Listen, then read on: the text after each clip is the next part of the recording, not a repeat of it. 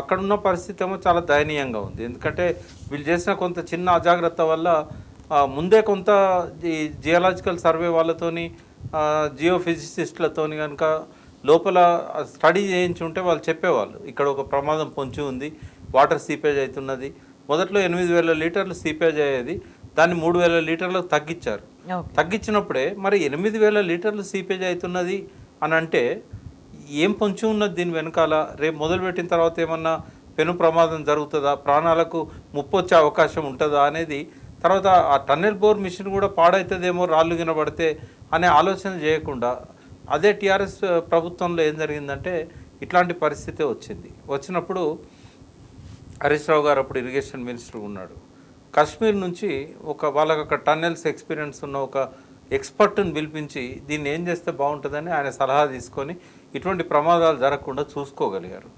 పక్కన ఈ వెలిగొండ టన్నెల్ ఒకటి ట్విన్ టన్నెల్స్, అవి 18.8 కిలోమీటర్స్ ఆంధ్ర ప్రాంతానికి నెల్లూరు, తర్వాత ప్రకాశం జిల్లా, కడప నీళ్ళని తీసుకుపోవడానికి దీనికి ఆపోజిట్ సైడ్లో ఈ దోమలపేట దగ్గర ఇది ఇటు ఉంటే కొంచెం కిందికి అటువైపు ఉంటుంది. వాళ్ళు కూడా 2 టన్నెల్స్ సక్సెస్ఫుల్గా తీసుకుపోగలిగారు. 18.8 కిలోమీటర్స్ ఈ ట్విన్ టన్నెల్స్ మన కాళేశ్వరంలో ఉన్నట్టుగా. అయితే అక్కడ కూడా పైన టైగర్ రిజర్వ్ ఉంది, నల్లమల అడవులే ఉన్నాయి. కాబట్టి వాళ్ళు ఏం చేశారు, టన్నెల్ బోర్ మిషన్లే తప్ప వేరే మార్గం లేదని చెప్పి 2 మిషన్లతోని టన్నెల్ని తవ్వడం మొదలుపెట్టారు. మధ్యలో పోయినాక ఇటువంటి ప్రమాదం వచ్చింది. వచ్చినప్పుడు పనులు ఎక్కడెక్కడ ఆపి అమెరికా నుంచి ఎక్స్పర్ట్స్ని పిలిపించి ఒక టన్నెల్ ఏమో వీళ్ళే ఇచ్చారు, ఒక టన్నెల్ బోర్ మిషన్ ఇచ్చింది రాబిన్సన్ కంపెనీ, ఇంకో టన్నెల్ బోర్ మిషన్ ఇచ్చింది జర్మనీ వాళ్ళు. కాబట్టి వాళ్ళు ఎక్స్పర్ట్స్ని పిలిపించి ఈ ప్రమాదం నుంచి వాళ్ళు బయటపడ్డారు, జరగకుండా కాపాడుకోగలిగారు. మొత్తానికి సక్సెస్ఫుల్గా అది కమిషన్ అయింది ఆ ప్రాజెక్టు. లాస్ట్ ఇయర్ జనవరి కల్లా టన్నెల్స్ 2 తవ్వడం పూర్తయిపోయింది. ఇక్కడ వీళ్ళు అజాగ్రత్తగా ఉండడం ఒకటి, ఈ మంత్రుల ఒత్తిడి కూడా దానికి కారణం.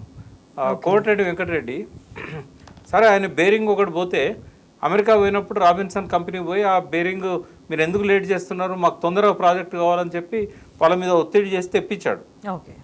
ఒత్తిడి అక్కడ చేయడం బాగానే ఉంది, కానీ వీళ్ళ మీద ఒత్తిడి చేసినట్టుగా కనబడుతూ ఉంది.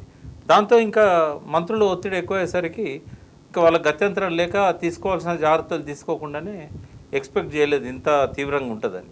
ఇది ఇక్కడ ఖచ్చితంగా ప్రభుత్వం యొక్క ఒత్తిళ్ళు అక్కడ పనిచేసినాయని అనుకోవచ్చు.